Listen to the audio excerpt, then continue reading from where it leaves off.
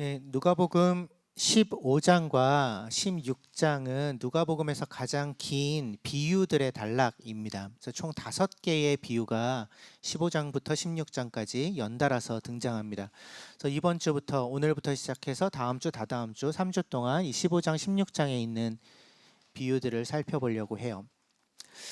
비유 중에 비유라고 이제 누군가는 이야기하는 비유 중에 비유, 비유 중에 가장 훌륭한 비유다. 예수님의 비유 중에 이렇게 얘기하는 그런 별명을 가지고 있는 또는 복음 중에 복음이다라고 또까지 얘기하는 비유가 오늘 우리가 같이 나눌 탕자의 비유, 소위 우리가 탕자의 비유라고 알고 있는 그 비유입니다. 그래서 누가복음 15장 11절부터 32절까지 내용이죠. 탕자의 비유라고 우리가 흔히 알고 있지만 이 제목이 적절한가는 조금 생각해 볼 필요는 있습니다. 누가복음의 이제 이 전체적인 맥락 속에서 특별히 15장과 16장 맥락 속에서는 탕자의 비유라고 이 비유를 부르는 것보다는 이제 되찾은 아들의 비유라고 부르는 게 더 적절해 보여요.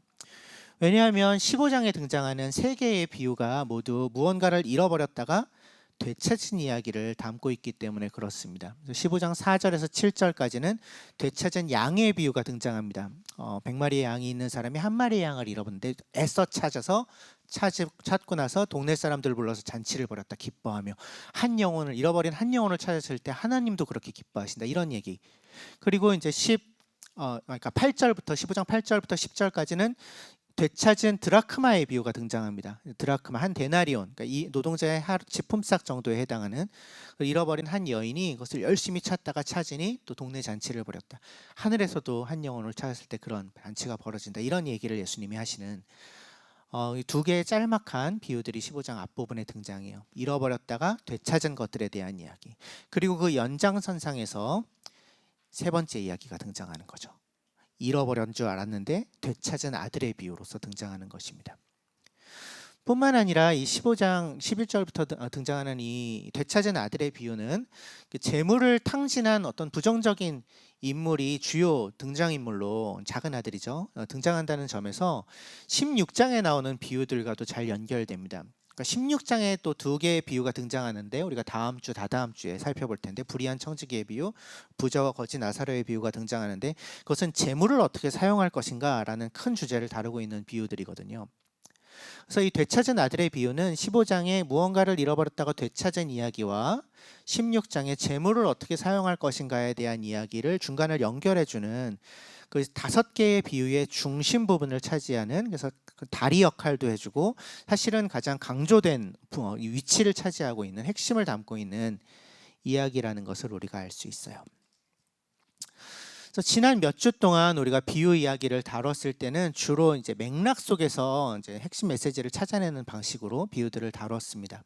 그래서 비슷한 소재 또는 비슷한 주제들의 언급이 어떻게 연결되어 있고 그 전체 맥락 속에서 이 비유의 메시지가 무엇인지에 대한 그렇게 이제 접근하는 방식을 사용했는데, 오늘은 조금 다른 방식으로 이 되찾은 아들의 비유를 다룰 겁니다. 비유가 주어졌던 그 당시의 문화적, 시대적, 사회적 상황에 조금 더 초점을 맞춰서 이 비유를 보려고 그래요. 처음 예수님께서 이 비유를 말씀하셨을 때 들었던 그 청중들은 이 비유를 어떤 맥락 속에서 받아들였는가, 들었는가. 이건 당시의 풍습, 사회적인 관습 이런 것들을 배경 지식을 좀 갖지 않으면 이제 그렇게 좀 들어가서 보기가 좀 쉽지 않기 때문에, 그러니까 우리는 그들과는 전혀 다른 시대, 전혀 다른 상황을 살고 있으니까요. 만만치 않은 작업인데 오늘 그걸 좀 같이 해보려고 그래요. 그래서 정말 2000년 전 팔레스타인으로 우리가 좀 들어가 보려고 합니다. 그들이 살았던 방식, 그들이 생각하던 방식으로. 그래서 장면을 좀 머릿속에 그려보면서 오늘 본문 같이 읽어볼까요? 누가복음 15장 11절부터 32절까지 조금 길지만 그래도 한번 같이 읽어보도록 하겠습니다. 시작. 예수께서 말씀하셨다. 어떤 사람에게 아들이 둘 있는데 작은 아들이 아버지에게 말하기를 아버지, 재산 가운데서 내게 돌아올 몫을 내게 주십시오 하였다. 그래서 아버지는 살림을 두 아들에게 나누어 주었다. 며칠 뒤에 작은 아들은 제 것을 다 챙겨서 먼 지방으로 가서 거기서 방탕하게 살면서 그 재산을 낭비하였다. 그가 모든 것을 탕진하였을 때에 그 지방에 크게 흉년이 들어서 그는 아주 궁핍하게 되었다. 그래서 그는 그 지방의 주민 가운데 한 사람을 찾아가서 몸을 의탁하였다. 그 사람은 그를 들러 보내서 돼지를 치게 하였다. 그는 돼지가 먹는 쥐염 열매라도 좀 먹고 배를 채우고 싶은 심정이었으나 그에게 먹을 것을 주는 사람이 없었다. 그제서야 그는 제정신이 들어서 이렇게 말하였다. 내 아버지의 그 많은 품꾼들에게는 먹을 것이 남아도는데 나는 여기서 굶어 죽는구나. 내가 일어나 아버지에게 돌아가서 이렇게 말씀드려야겠다. 아버지, 내가 하늘과 아버지 앞에 죄를 지었습니다. 나는 더 이상 아버지의 아들이라고 불릴 자격이 없으니 나를 품꾼의 하나로 삼아 주십시오. 그는 일어나서 아버지에게로 갔다. 그가 아직도 먼 거리에 있는데 그의 아버지가 그를 보고 측은히 여겨서 달려가 그의 목을 껴안고 입을 맞추었다. 아들이 아버지에게 말하였다. 아버지, 내가 하늘과 아버지 앞에 죄를 지었습니다. 이제부터 나는 아버지의 아들이라고 불릴 자격이 없습니다. 그러나 아버지는 종들에게 말하였다. 어서 가장 좋은 옷을 꺼내서 그에게 입히고 손에 반지를 끼우고 발에 신을 신겨라. 그리고 살찐 송아지를 끌어내다가 잡아라. 우리가 먹고 즐기자. 나의 이 아들은 죽었다가 살아났고 내가 잃었다가 되찾았다. 그래서 그들은 잔치를 벌였다. 그런데 큰아들이 밭에 있다가 돌아오는데 집에 가까이 이르렀을 때에 음악 소리와 춤추면서 노는 소리를 듣고 종 하나를 불러서 무슨 일인지를 물어보았다. 종이 그에게 말하였다. 아우님이 집에 돌아왔습니다. 건강한 몸으로 돌아온 것을 반겨서 주인 어른께서 살찐 송아지를 잡으셨습니다. 큰아들은 화가 나서 집으로 들어가려고 하지 않았다. 아버지가 나와서 그를 달랬다. 그러나 그는 아버지에게 대답하였다. 나는 이렇게 여러 해를 두고 아버지를 섬기고 있고 아버지의 명령을 한 번도 어긴 일이 없는데 나에게는 친구들과 함께 즐기라고 염소 새끼 한 마리도 주신 일이 없습니다. 그런데 창녀들과 어울려서 아버지의 재산을 다 삼켜버린 이 아들이 오니까 그를 위해서는 살찐 송아지를 잡으셨습니다. 아버지가 그에게 말하였다. 얘야, 너는 늘 나와 함께 있으니 내가 가진 모든 것은 다 내 것이다. 그런데 너의 이 아우는 죽었다가 살아났고 내가 잃었다가 되찾았으니 즐기며 기뻐하는 것이 마땅하다. 오늘 이야기는 두 아들을 가진 사실은 큰 부자였을 것이 분명한 한 사람의 이야기로 시작합니다. 작은 아들이 그 아버지에게 요구합니다. 12절이죠. 아버지의 재산 중에 아버지 돌아가시면 어차피 재산 나눠주실 거니까요. 제가 받을 몫을 미리 주세요. 이렇게 요청하는 거죠.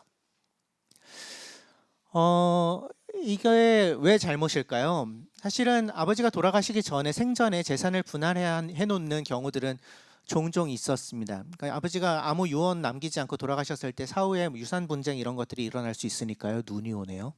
네. 유산 분쟁 같은 게 일어날 수 있으니까 미리 그걸 정해 놓는 거죠. 그래서 큰 아들에게는 어느 정도, 작은 아들에게는 어느 정도 미리 나눠 놓는 것은 가능했어요.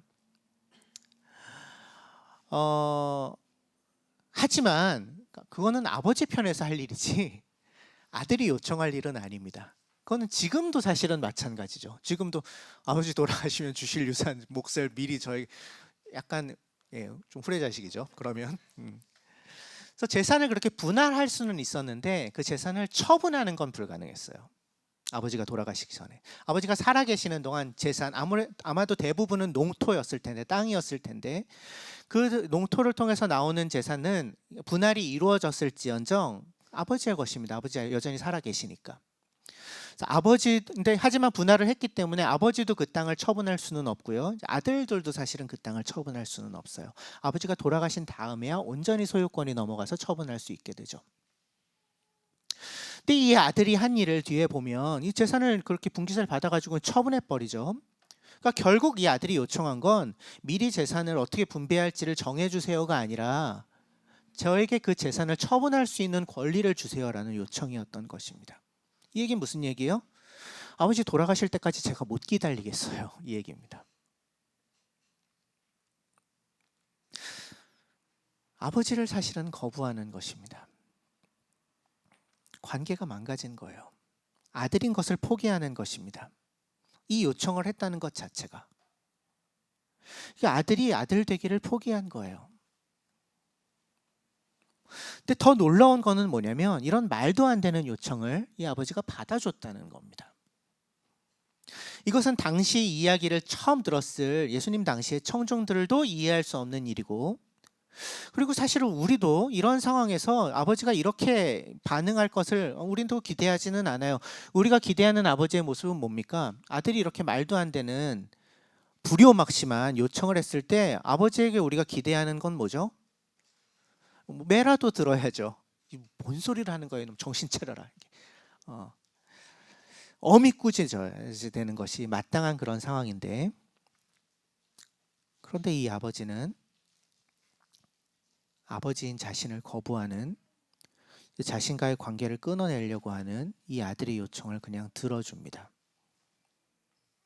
아버지를 거부할 수 있는 그 자유를 그냥 인정해줘요.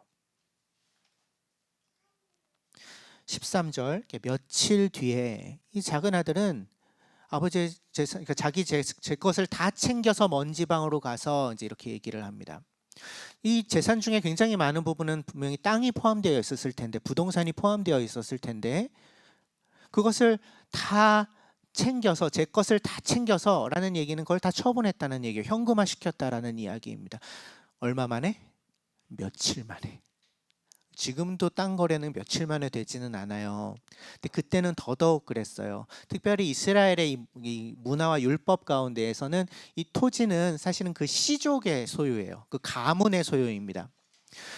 그러니까 남에게, 생판 남에게 이렇게 넘길 수가 없어요. 그렇기 때문에 적당한 임자를 찾는 일은 쉬운 일은 아닙니다. 흥정에 굉장히 많은 시간이 걸릴 수밖에 없어요. 하지만 며칠 만에 이 아들은 그 땅을 팔아치워 버린 거예요. 그만큼 서둘러서 사실은 굉장히 헐값에 팔아 넘겼었다는 것을 엿볼 수가 있죠. 왜 이렇게 서둘러서 그 재산을 팔아야 됐을까?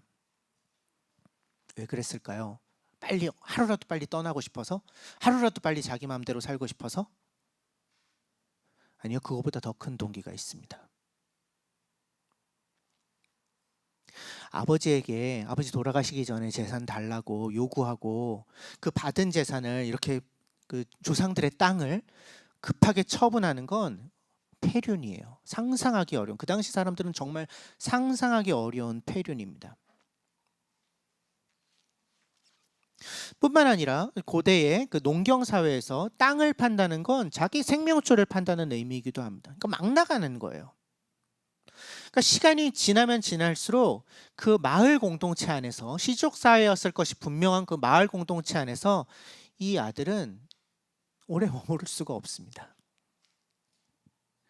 증오, 그 공동체의 증오와 혐오감은 어마어마했을 거거든요. 당시에 캣짜짜라고 불리는 이제 잘라내기라는 의미인데, 그런 의식이 있었어요. 이 공동체 안에서 그러니까 이방인들에게 땅을 팔거나, 일어날 수 없는 일인데 그런 일을 하거나, 또는 뭐 당신은 신분 사회니까 비천한 신분의 뭐 여인을 아내로 맞아들이거나, 뭐 이런 그 공동체가 용납할 수 없는 어떤 행위를 했을 경우에 너는 더 이상 우리의 일원이 아니야, 공동체의 일원이 아니야라는 걸 이제 선언하는 의식을 이제 캣짜짜라고 불렀습니다. 그래서 보통 항아리와 물병을 깨뜨렸어요. 그래서 그렇게 우리의 관계가 깨졌어, 다시 이어붙일 수 없어, 너는 이제 남이야, 이런 걸 선언하는 그런 의식이에요. 이렇게 공동체 안에 있는 사람과 밖에 있는 사람들의 경계가 선명했던 그런 사회에서 이 공동체 전체가 받아들이고 있는 규칙을, 규율을 거스르는 행동을 한 이 아들이 오래 머물기는 곤란한 거죠.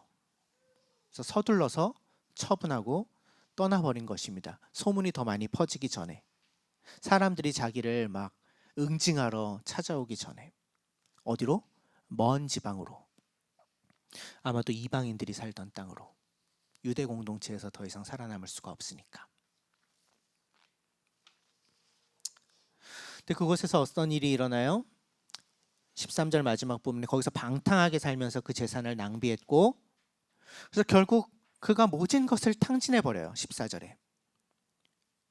근데 그때 마침 큰 흉년이 듭니다. 그 지방에. 흉년이 들면 어떤 일이 일어나죠? 곡식 가격이 올라갑니다. 당연히. 그러니까 인플레이션이 일어나는 거예요. 그래서 생산수단이나 현물을 가진 사람들이 유리합니다. 인플레이션이 일어나면. 그래서 땅을 가지고 있으면 유리해요.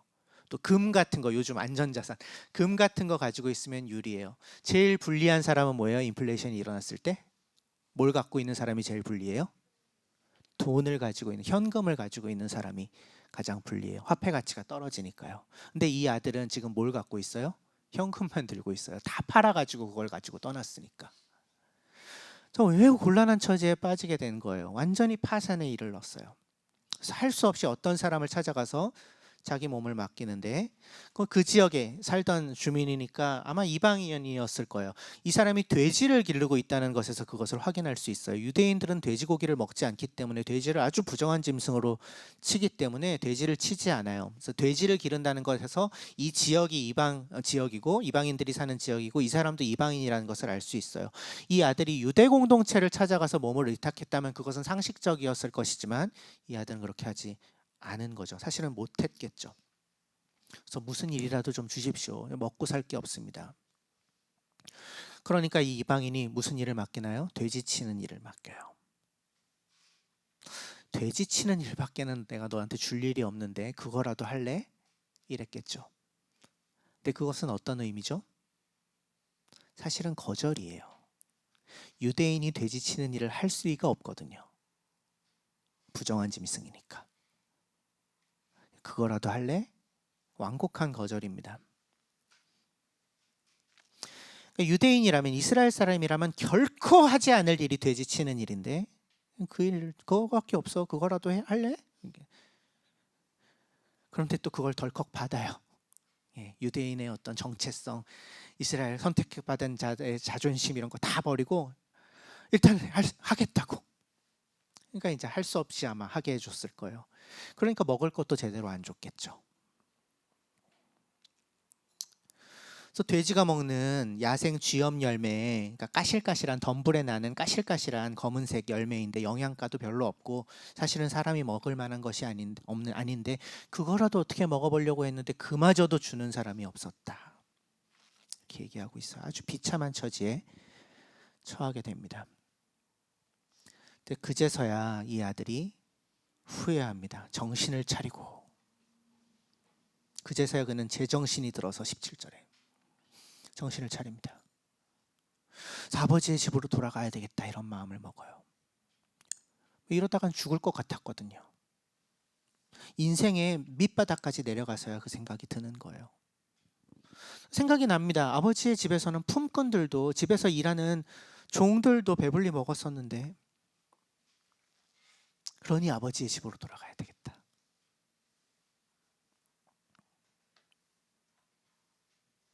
자기의 잘못을 뉘우치고 있는 게 아니고요. 그 잘못을 깊이 깨달은 것도 아니고요. 당장 굶어 죽게 생겼으니까 뭐라도 얻어먹을 수 있는 곳을 찾아서 방법을 찾고 있는 거예요. 아버지에 대한 죄송한 마음이나 아버지에게 저지른 잘못을 후회해서 돌아가겠다는 게 아니에요. 다만 자기의 지금 이 어려운 상황, 굶주림을 해결해 줄 수 있는 분으로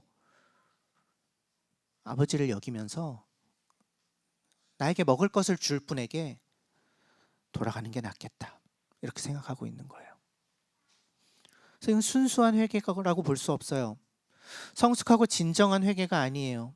여전히 그는 일말의 자존심이 남아 있어요. 다음에 그가 어떤 생각을 하는지에서 그걸 알 수 있어요. 아버지에게 어떻게 요청해야 되겠다 이렇게 얘기해요. 나를 품꾼으로 삼아 주십시오 이렇게 요청해야 되겠다. 나를 종으로 삼아 주십시오. 물론 뭐 면목이 없어서 그렇게 얘기하는 것일 수 있겠지만 그보다는 품꾼이 된다는 거는 그에게 여러 가지 장점들이 있습니다. 일단 첫 번째 먹고 사는 게 해결되고요. 두 번째 그 품꾼은 이제 품삯을 받죠. 그래서 아버지에게 진 그 빚을 갚을 수 있어요. 그러니까 뭔가 자존심을 살릴 수 있어요. 또 품꾼으로 살면 그 아버지 집에 남아있을 형의 눈치를 보며 살지 않아도 돼요. 왜냐하면 품꾼들은 별도의 집을 얻어가지고 나가서 살 수 있거든요. 그 집에 살지 않고. 그래서 품꾼이 된다는 것은 어떤 의미냐면 아버지와의 관계를, 형과의 관계를, 그 공동체의 관계를 완전히 회복하지 않아도 살만하다라는 의미예요. 덜 굽히고 들어가도 돼요. 자존심을 여전히 살릴 수 있어요. 내 힘으로 어느 정도 문제를 해결할 수 있는 것이 그 방법이 품꾼이 되는 것인 거죠. 여전히 아버지와의 관계를, 여전히 형과의 관계를, 여전히 공동체와의 관계를 회복하는 일은 그에게 별로 소중하지 않아요. 그것까지 굳이 회복하지 않아도 돼. 내 힘으로도 여전히 나는 힘이 있으니까 품꾼으로 얼마든지 살 수 있어. 그 일자리만 요청하면 돼. 그래서 그는 그런 마음을 품고 집으로 돌아갑니다. 여전히 내 힘으로 무언가 할 수 있을 것이라는 믿음을 가지고, 다만 아버지가 가지고 계신 힘을 조금만 빌리면 된다라는 그런 마음으로. 그래서 그가 기대하는 것은 은혜와 사랑이 아니고 자신의 힘과 능력을 써서 홀로 서기를 할 수 있는 그냥 일종의 배경일 뿐이에요. 그냥 내가 좀 살아갈 수 있도록 도움을 좀 줄 수 있는 정도의 아버지.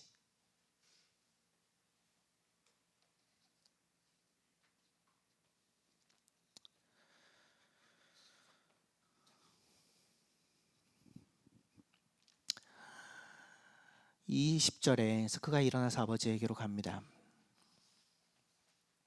근데 그가 아직도 먼 거리에 있는데 그의 아버지가 그를 발견해요. 아직도 먼 거리에 있는데 이 아버지는 어디에 있는 거예요 지금? 그러면 집에 있는 건 아니에요. 마을 어귀에 나와 있어요. 멀리서 아들이 오는 걸 발견하는 거죠. 아들이 오기를 기다리고 있었던 거예요. 얼마나 기다리고 있었을까요? 며칠이었을까요? 몇 달이었을까요? 몇 년이었을까요? 우리는 그것을 알 수 없어요. 매일 나와서 서 있었을까요? 하루에 몇 시간씩 나와서 서 있었을까요? 그 아버지가 자신의 일상을 살아갈 수는 있었을까요? 우리는 그것을 알 수는 없어요. 다만 우리가 알 수 있는 것은 이 아버지가 자신을 거부하고 떠나버린, 아버지가 죽을 때까지는 기다릴 수가 없잖아요. 이렇게 외치면서 자신을 떠나간, 그렇게 자신의 아들로서 관계를 유지하기를 거부한 그 멀어진 아들을 끈질기게 끈기 있게 한결같은 모습으로 기다리고 있었다는 거예요. 그래서 그가 아직도 먼 거리에 있는데 아버지가 그를 가장 먼저 발견해요. 아마 산거짓골로 돌아왔겠죠. 떠날 때와 같은 몰골은 아니었을 거예요. 하지만 멀리서도 아버지는 그 아들을 알아봐요. 기다리고 있었던 그 아들인 거죠. 그래서 모든 것을 팽개쳐주고 달려나갑니다. 달려나가요. 굉장히 이상한 행동이에요. 이 아버지는 사회적인 지위가 있는 사람들이에요. 재산도 많고 종들도 거느리고 있고 그 마을에서 존경받고 있는 어른이었을 가능성이 높아요. 유대 고대 문헌 중에 벤 시락의 지혜서라는 책을 보면 그 사람의 걸음걸이를 보면 그 사람을 안다, 이제 이런 말이 써 있어요. 또 아리스토텔레스는 위대한 사람은 여러 사람들 앞에서 절대로 달리지 않는다, 이런 글귀를 남긴 적이 있어요. 그러니까 당시에 그 근동 지역의 문화는 사회적 지위가 있는 사람은 뛰지 않아요. 그건 우리 조선시대 때도 뭐 선비들 뛰는 거 상상하기 좀 쉽지 않죠. 그 우리나라 양반들은 뛰지 않았어요. 팔자걸음으로 이렇게 걸어 다니죠. 그것이 사회적인 어떤 틀이에요. 그래서 이 아버지는 평소에 뛸 사람이 아니에요. 점잖은 어른이니까, 존경받는 어른이니까. 그런데 여기서 뛰어나가요. 멀리서 아들을 보고 뛰어나갑니다. 왜 그랬을까요? 너무 반가워서? 그것만으로는 이유가 되기에 충분하지 않아요. 이 점잖은 아버지에게 기대되는 행동은 그 아들이 다가오기까지 그냥 기다리는 거예요. 하지만 이 아버지는 그럴 수가 없었어요. 왜죠? 그냥 아들이 올 때까지 기다리고 있으면 어떤 일이 일어날까요? 어쩌면 그 아들은 아버지에게까지 못 올 수도 있어요. 왜? 아까 얘기했던 캣짜짜 의식 때문에. 그는 이미 공동체에서 거절당한 사람이에요. 돌아온 이 아들을 마을 사람들이 받아줄 이유가 없어요. 이 아들이 아버지에게 한 일, 그 재산을 다 탕진한 거, 그러고도 뻔뻔하게 돌아오고 있는 거, 이 마을 사람들의 반응을 상상하기는 그렇게 어렵지 않아요. 비웃고 손가락질하는 것은 물론이고 다시 내쫓아버리거나 심지어는 돌로 칠 수도 있어요. 그 정도의 일을 한 거니까. 죽임당할 수도 있는 상황이에요. 집에 오기 전에.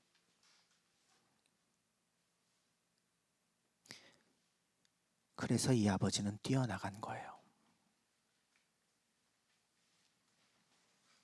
그 손가락질과 비웃음을 막아내려고. 혹시 돌이라도 날라오면 그 돌을 자기 몸으로라도 막아내려고. 이 마을에 존경받는 어르신이 뛰어나가는 거예요. 그럼 이 마을 사람들의 관심은 어디로 향해요? 돌아오는 아들에게로 가 있었던 그 관심은 이제는 뛰고 있는 이 어르신에게로 향할 수밖에 없어요. 예상치 못한 행동을 보이니까.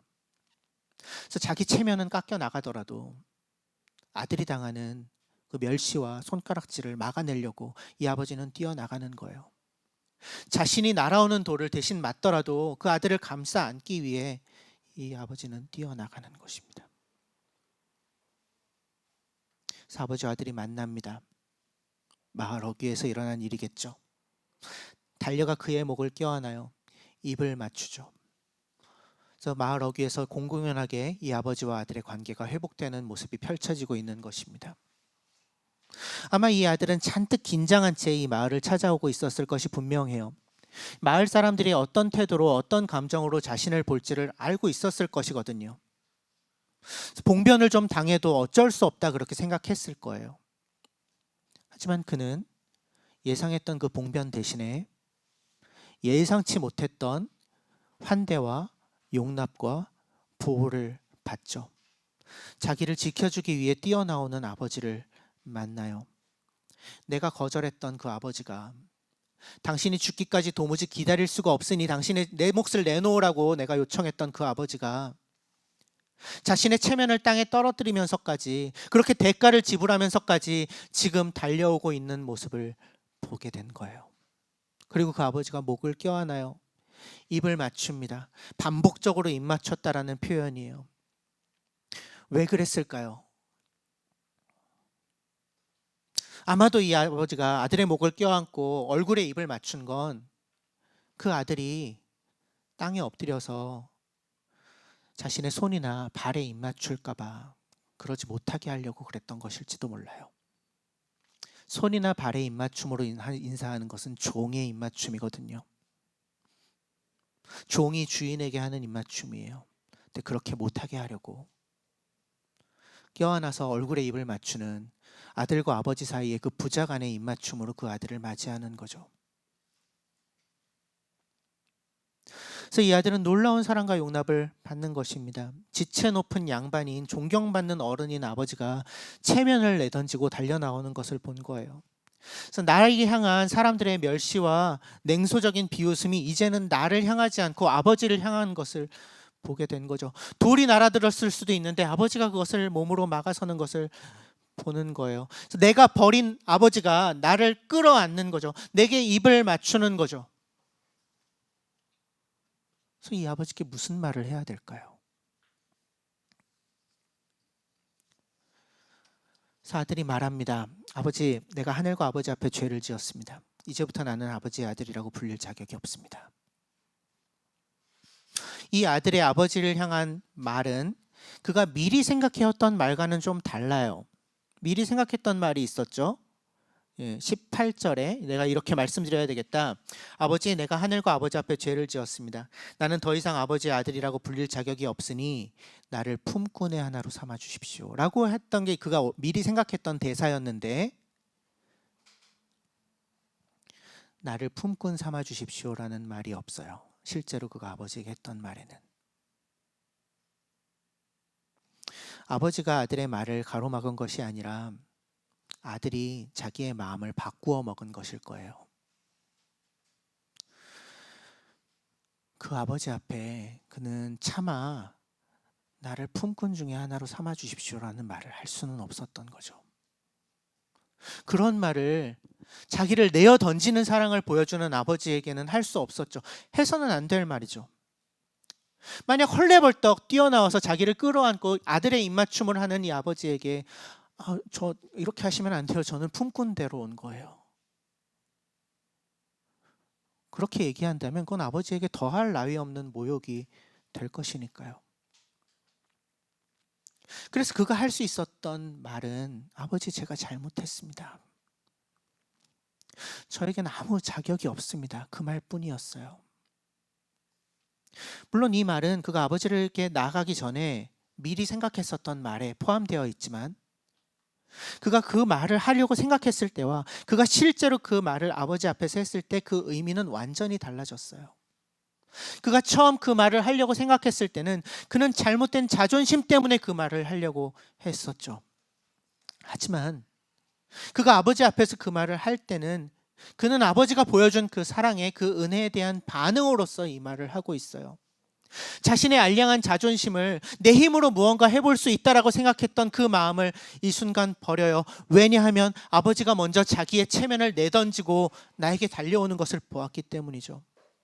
그 자기의 체면을 내던지는, 자기의 몸을 내던지는, 낮아지면서까지 자기를 용납해 끌어안는 그 아버지의 사랑 때문에 그는 차마 나를 품꾼 가운데 하나로 삼아 주십시오라는 말은 못해요.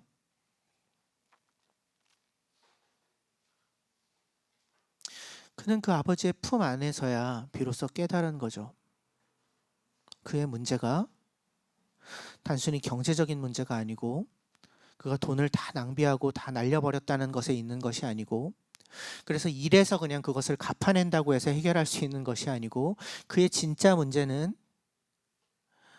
아버지를 사랑하지도 않았고 아버지를 아버지로 여기지 않았던 것이었음을,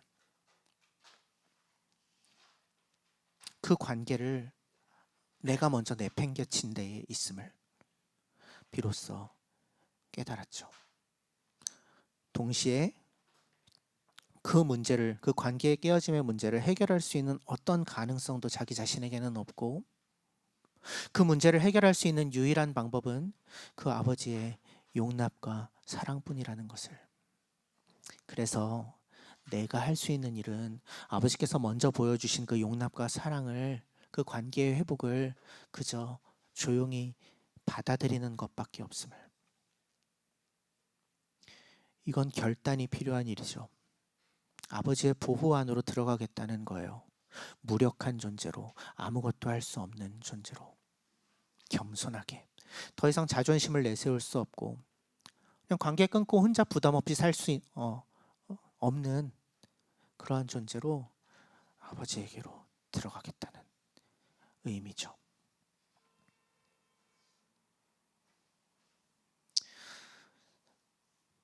아버지가 가장 좋은 옷을 그에게 입히고 반지를 끼우고 발에 신을 신깁니다. 누구에게 그 일을 시켜요? 22절, 종들에게 시켜요.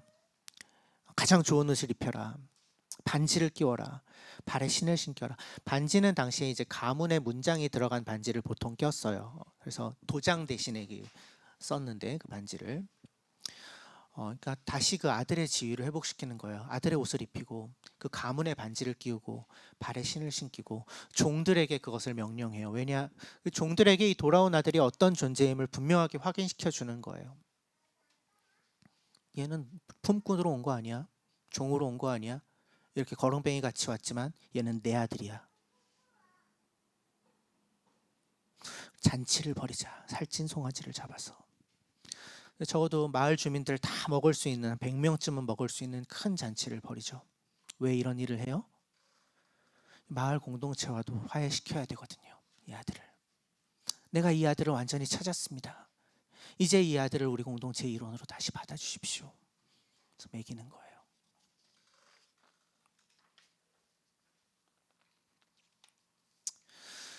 그리고 이 장면에서 우리는 또 한 명의 불효자를 만납니다. 큰아들이죠. 밭에서 일을 하다가 돌아오고 있는데 시끄러운 소리가 들리니까 종에게 물어봐요. 그래서 동생 아우님이 집에 돌아왔다고, 그래서 주인 어른이 기뻐서 송아지를 잡으셨다고 이 얘기를 전해 듣습니다. 그러자 이 큰아들은 화가 나요. 화가 단단히 나서 나 안 들어가 버팁니다. 이것은 당시 풍습에서는 있을 수가 없는 일입니다. 아버지가 베푼 잔치에서 그 집안의 큰아들은 그 잔치에서 맡은 역할이 있어요. 그걸 해야 돼요. 가족의 일원이자 장자로서 당연히 맡겨진 책임이 있습니다. 근데 그는 그 책임을 하지 않겠다고 하는 거예요. 사실은 가족 공동체로부터 자기를 또 단절시키고 있는 거죠. 그러니까 우리는 여기서 또 다른 관계의 단절을 보는 거예요. 이 큰아들의 태도에서. 그래서 아버지가 달래러 나옵니다. 마치 그 작은 아들을 맞이하러 나왔던 것처럼 이 버티고 있는 큰 아들을 또 달래러 나와요. 그래서 아버지가 이제 좋은 말로 타일렀겠죠. 근데 이제 아버지 말 듣지 않아요. 아버지 말을 듣지 않는 건 아버지의 체면을 굉장히 깎아먹는 일이에요. 주변에 다른 사람들도 있었을 거거든요. 작은 아들이 의도치 않게 아버지의 체면을 깎았죠. 아버지가 그렇게 달려 나올 줄 이 작은 아들은 모르고 있었으니까. 그것과 달리 이 큰 아들은 아주 의도적으로 아버지의 체면을 깎는 일을 하고 있어요. 아버지를 아버지로 여기지 않고 아버지를 모독하는 일을 하고 있어요. 그리고 무슨 말을 하냐면 29절에 나는 이렇게 여러 해를 두고 아버지를 섬기고 있고 아버지의 명령을 한 번도 어긴 일이 없는데, 이런 얘기를 해요. 아버지를 섬기고 있고, 헬라어로 듀로라는 단어인데 둘로스에서 파생된 단어예요. 둘로스는 종이에요. 듀로는 종이 주인을 섬기는 섬김을 의미해요. 그래서 아들이 무슨 얘기를 지금 큰 아들이 무슨 얘기를 하고 있는 거냐면 나는 종처럼 그동안 일만 했어요, 이 얘기를 하고 있는 거예요. 그러니까 이 큰 아들이 자기 자신을 뭘로 여기고 있는 거예요? 아들로 여기고 있지 않아요. 종으로 여겨요. 품꾼으로 여겨요. 그래서 항의하는 거예요. 저는 그동안 아버지를 이렇게 종처럼 섬겼는데 그런데 제 몫은 어디 있나요? 내가 받을 품삯은 뭐예요? 이 허랑방탕하게 살다가 돌아온 녀석에게 잔치를 벌이다니요. 그게 말이 됩니까? 그럼 제가 받아야 될 몫은 어디 있는데요? 저한테는 왜 그거 안 주시는데요? 저에게도 염소 새끼 하나 주신 적이 없잖아요. 그런데 여기서 그가 내 친구들을 언급하고 있는 게 굉장히 의미심장합니다. 나에게는 친구들과 함께 즐기라고 염소 새끼 한 마리도 주신 일이 없습니다. 그러니까 이 큰아들에게 즐거움은 어디에 있는 거예요? 가족 공동체에 있는 것이 아니에요. 아버지와의 관계에 있는 것이 아니에요. 밖에 있는 다른 어떤 곳에 있어요. 다른 이들과 이루고 있는 그 친구들과 이루고 있는 다른 공동체가 있어요. 그 자기의 실체를 고백하고 있는 거예요. 그 친구들과 즐기라고, 그 친구들과 즐거운 시간을 보내라고 당신이 나에게 염소 새끼 한 마리도 준 적이 없지 않습니까? 그는 자기 가족 공동체의 일원으로서의 정체성이 아닌 다른 정체성을 가지고 살고 있어요. 이 큰아들이 정확하게 이 작은 아들이 하려고 생각했었던, 하지만 작은 아들이 포기했던 그 일을 실행하고 있는 거예요. 아들이 아닌 품꾼으로 자기를 여기고 있는 일이요. 품꾼의 특징이 뭐라고요? 내 힘으로 뭔가를 할 수 있다고 생각하는 거예요. 내가 뭔가 공로를 세울 수 있다고, 거기에 대한 마땅한 대가를 받을 수 있다고, 내 힘과 노력의 대가로 지금 내가 누리고 있는 것보다 더 얻어내야 돼. 그것이 나의 노력 여하에 달려 있어. 그 노력을 안 하는 놈? 그건 쓰레기야. 이게 품꾼의 정체성이죠. 일한 만큼 받아가는 게 마땅해. 아버지가 있는 집은 내가 해야 될 일이 있는 곳이야. 내가 어떤 의무를 행하는 장소일 뿐이야. 내가 즐거워하는 사람들은 따로 있어. 나를 즐겁게 하고 기쁘게 하는 일은 아버지와 함께 할 때가 아니고, 그건 그냥 내가 무언가를 얻어내기 위해서 하는 나의 일일 뿐이고, 다른 이들과 나의 친구들과 다른 일을 하고 있을 때가 나를 즐겁게 하는 거야.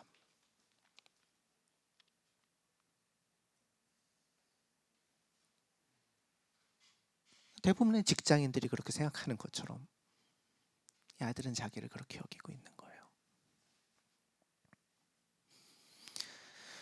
이 큰아들을 아버지가 달랩니다.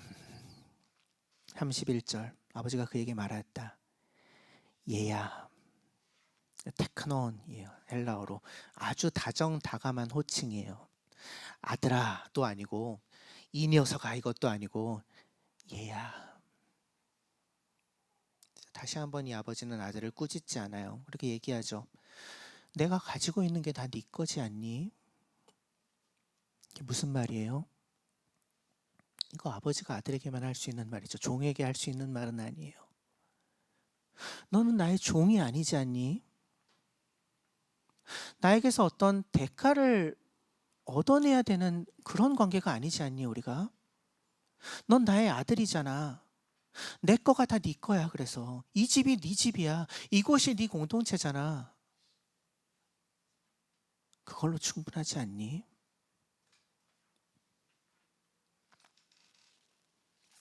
그런데 너희 아우는 그 아들의 권리를 다 내팽개치고 떠났다가 다시 돌아왔으니 즐기고 기뻐하는 것이 마땅하지 않겠니? 이게 무슨 얘기예요? 너도 같이 함께 즐거워하자 초청하는 거예요.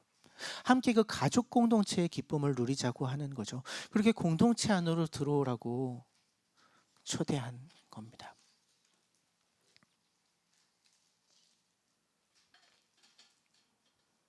여기서 이야기가 마무리되죠.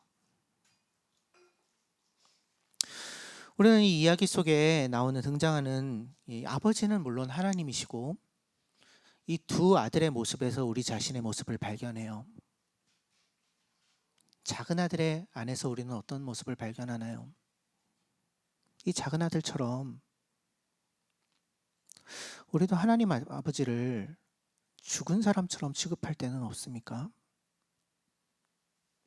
더 이상 나와 상관하지 말라고, 내 삶에 간섭하지 말라고, 내 힘으로 살겠다고, 내 맘대로 살겠다고 그분을 떠나지는 않나요?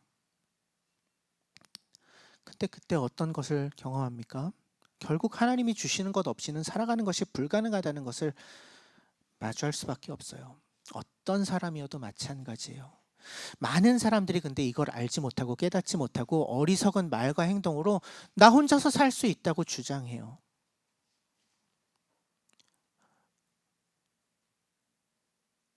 피폐해질 수밖에 없습니다.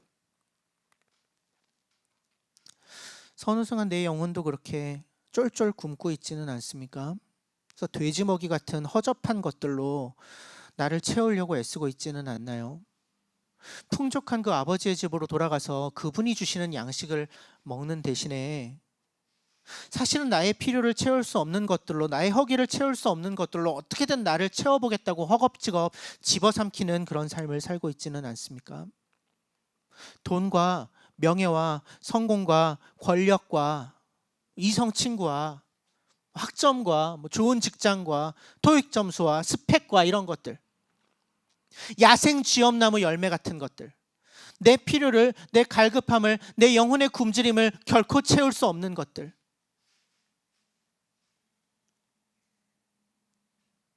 그걸로 어떻게든 그 허기를 채워보겠다고, 어떻게든 살아보겠다고 하고 있지는 않습니까? 그렇다면 작은 아들의 모습인 거죠. 그 절망적인 상황에 들어가 있으면서도 내 자존심을 내세우고 뻣뻣하게 고개 들고 내가 무언가를 할 수 있다고, 어떻게든 내 힘으로 만회할 수 있다고, 이 상황을 극복할 수 있다고 그렇게 생각하고 있지는 않습니까? 그래서 하나님 저 조금만 도와주시면 이 상황을 벗어날 수 있을 것 같아요. 하나님 다 하실 필요도 없어요. 제가 힘이 있어요. 제가 능력이 있어요. 그냥 하나님 조금 상황만 조금만 열어주시면 돼요. 그렇게 저를 조금만 도와주시면 돼요.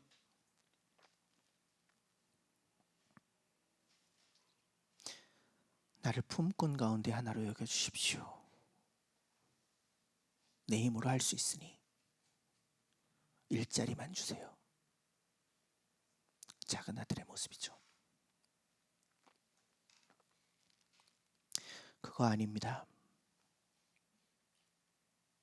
아버지의 은혜의 품 안으로 들어가십시오. 그 품 안에서 내가 더 해야 하는 일은 없습니다. 내가 더 해야 하는 일은 없어요. 그 품 안에 들어가기만 하면 돼요. 때로는 큰아들의 모습을 우리에게서 발견하기도 합니다.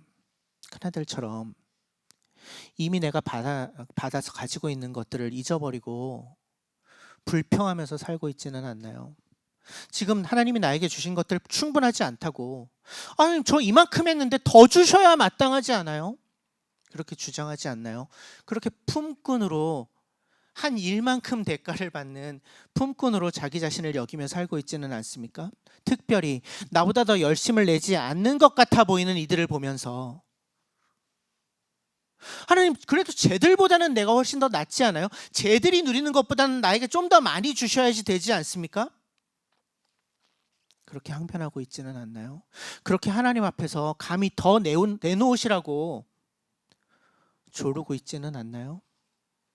그분은 나에게 생명까지도 내어주셨는데 그것만으로는 부족하다고, 더 주셔야지 마땅하다고 때를 부리고 있지는 않나요?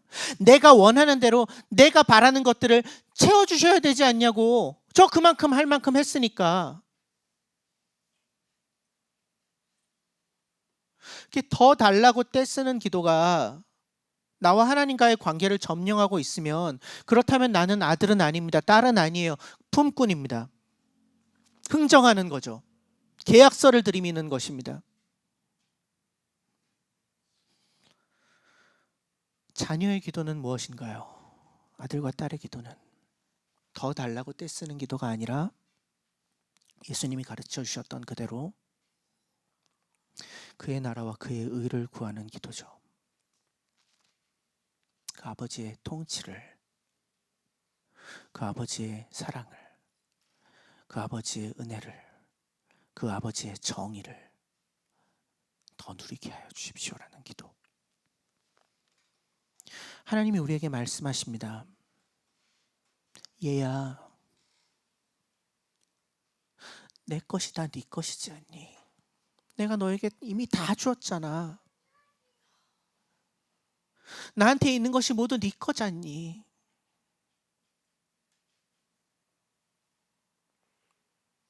또 언제 우리에게서 큰아들의 모습을 발견합니까? 내가 속해 있는 그 아버지의 집이 아니라, 그 아버지와의 관계가 아니라 다른 곳에 내 몸과 마음과 에너지와 시간을 쏟으면서 살고 있는 거. 그래서 나의 즐거움이, 나의 자아 실현이 하나님 안에 있는 것이 아니라 다른 곳에 있을 때, 주일날 여기에 와서 예배 드리는 건 그냥 의무로 하는 거고 해야 되니까 나에게 즐거움을 주는 다른 일은 따로 있고, 교회는 내가 일주일 그냥 한두 번 그냥 해결해야 되는 과제에 불과하고, 내가 위로를 얻는 곳은 따로 있고, 그건 가족을 가족으로, 아버지를 아버지로 여기지 않고 살아가고 있는 것이죠. 아버지의 그 은혜의 품 안으로 들어가십시오. 그 품 안에서 내가 더 받아내야 할 것은 없습니다. 아버지께 더 받아내야 할 것은 없어요.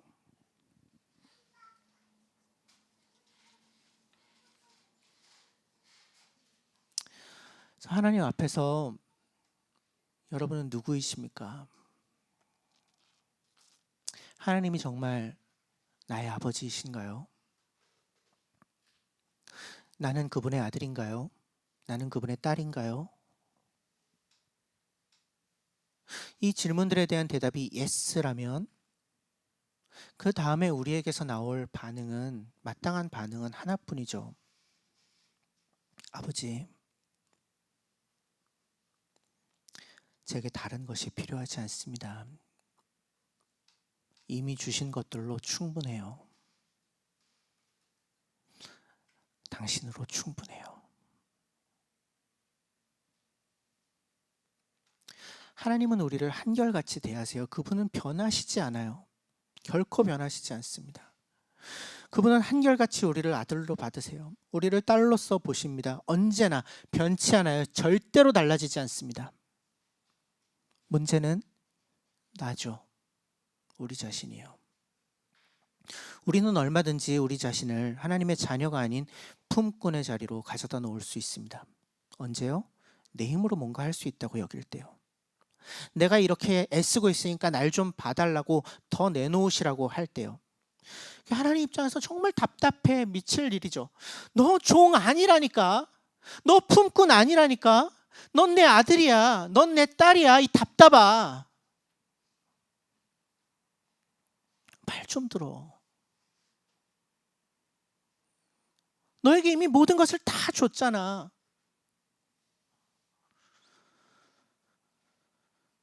너를 이렇게 간절하게 기다려왔잖아.